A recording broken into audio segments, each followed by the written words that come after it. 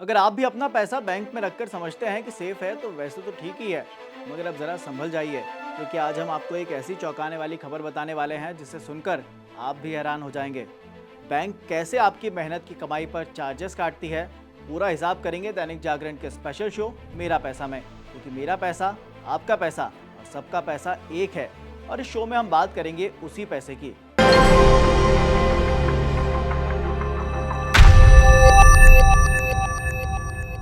नमस्कार, मेरा नाम अमन जैन है और आप देखना शुरू कर चुके हैं बिजनेस शो मेरा पैसा। तो कहानी यह है कि बैंक में सेविंग अकाउंट हो या सैलरी अकाउंट, बैंक आपको तमाम तरह की सुविधाएं तो देते हैं, मगर क्या आपको पता है कि बैंक की कोई भी सर्विसेज फ्री में नहीं मिलती।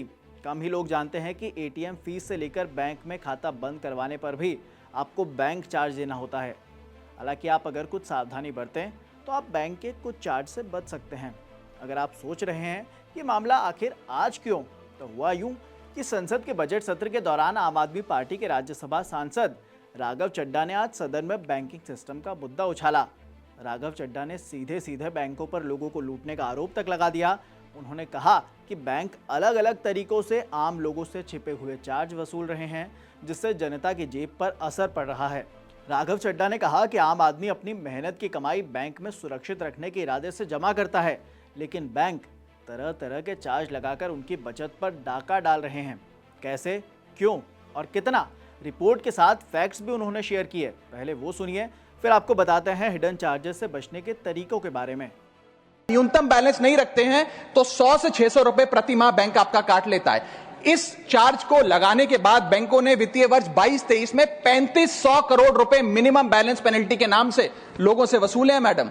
दूसरा चार्ज, एक्स्ट्रा एटीएम यूजेज। आपको एटीएम ट्रांजैक्शन के लिए 2 से 3 की मोहलत मिलती है, 2 से 3 की इजाजत मिलती है बैंकों द्वारा। अगर आप चौथा पांचवां ट्रांजैक्शन कर लें तो हर ट्रांजैक्शन पे 20 रुपए एटीएम चार्ज आपको देना पड़ता है। इनएक्टिविटी फी 100 से 200 रुपए सालाना, यानी कि अगर बैंक आप बहुत ज्यादा अपना अकाउंट यूज नहीं करते हैं तो बैंक इनएक्टिविटी के नाम पे भी चार्ज लगा देता है। फिर बैंक स्टेटमेंट आप मंगवाते हैं तो बैंक स्टेटमेंट इशुएंस चार्जेस के नाम पर आपसे 50 से 100 रुपए लेता है। फिर आप कहते हैं हमें एसएमएस अलर्ट के माध्यम से मेरे बैंक के खाते में क्या आ रहा है उसकी जानकारी मिले, तो एसएमएस अलर्ट चार्जेस के नाम पर भी प्रति क्वार्टर 20 से 25 रुपए आपसे लिया जाता है। ऑनलाइन पेमेंट करेंगे एनईएफटी की तो ट्रांजैक्शन फी भी ली जाती है। जबरदस्ती आपको पहले लोन बेचते हैं और फिर उसके बाद लोन प्रोसेसिंग फी के नाम पर 1 से 3% लोन अमाउंट का काट लेते हैं। और जब आपकी किस्मत ठीक चल रही हो और आप समय से पहले अपना लोन बकाया जो है उसका भुगतान करने बैंक पहुंच जाएं तो loan pre closure charges, early payment penalty के नाम पर भी बैंक आपसे पैसा वसूलता है।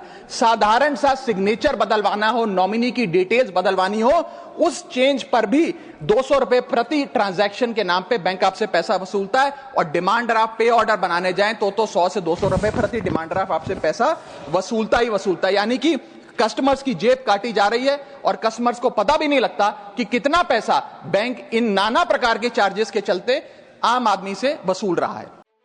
अब सवाल ये कि आखिर राघव चड्ढा ने मामला उछाला, तो अब देखना यह होगा कि कितना आगे तक जाएगा। क्या इस पर एक्शन होगा? खैर, ये तो वक्त की बात है। वापस मुद्दे पर आते हैं। पहले तो खाते में न्यूनतम बैलेंस न रखने पर बैंक भारी पेनल्टी लगाता है, यानी कि अगर आपके बैंक में तय न्यूनतम बैलेंस नहीं है तो बैंक बिना सूचना के ग्राहकों से पेनल्टी के रूप में एक मोटी रकम वसूल लेते हैं।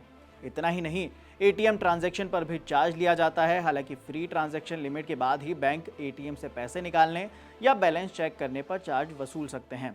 एसएमएस और अलर्ट के नाम पर कटौती तो होती ही है।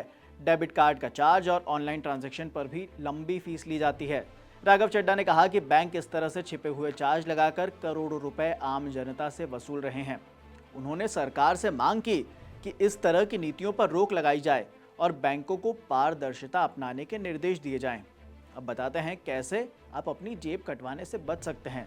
सबसे पहले तो बात करते हैं बैंकिंग फीस की। बैंक में नया खाता खोलने से पहले एक बार बैंक फीस जरूर चेक कर लें। मसलन बैंकिंग फीस में बैलेंस फीस, सेविंग अकाउंट से जल्दी पैसे निकालने पर लगने वाली फीस, एटीएम कार्ड का इस्तेमाल आदि, इन सभी के शुल्कों को ध्यान में रखने पर पैसों की बचत की जा सकती है। इतना ही नहीं, खाता बंद कराने पर भी कुछ बैंक चार्ज काटते हैं, इसीलिए बैंक में खाता बंद करवाने से पहले एक बार चार्जेस जरूर चेक कर लें। कुछ बैंक तय समय से पहले खाता बंद करने पर क्लोजर फीस लेते हैं। साथ ही ये भी कोशिश करें कि अपने बैंक खाते में रखी राशि से ज़्यादा खर्च न करें। खाते में रखी राशि से ज़्यादा खर्च करने पर बैंक ओवरड्राफ्ट फीस चार्ज करता है। यदि बैंक आप पर ज़्यादा बैंकिंग फीस जैसे कि ओवरड्राफ्ट फीस लेता है तो बैंक से संपर्क कर उनसे बात करें कि फीस रिवर्स हो सकती है या नहीं। कई बार बैंक इस फीस को वापस ले लेते हैं। यदि आपके साथ ऐसा कई बार नहीं होता है तो अधिकांश बैंक ऑनलाइन बैंकिंग सेवाएं मुहैया कराते हैं। अगर आपके पास इंटरनेट कनेक्शन के साथ एक स्मार्टफोन है तो आप ऑनलाइन बैंकिंग का भी चयन कर सकते हैं। इससे पेपर स्टेटमेंट फीस से बचा जा सकता है। फिलहाल के लिए शो में इतना ही। इसी तरह की देश और दुनिया की तमाम खबरों के लिए आप देखते रहिए दैनिक जागरण।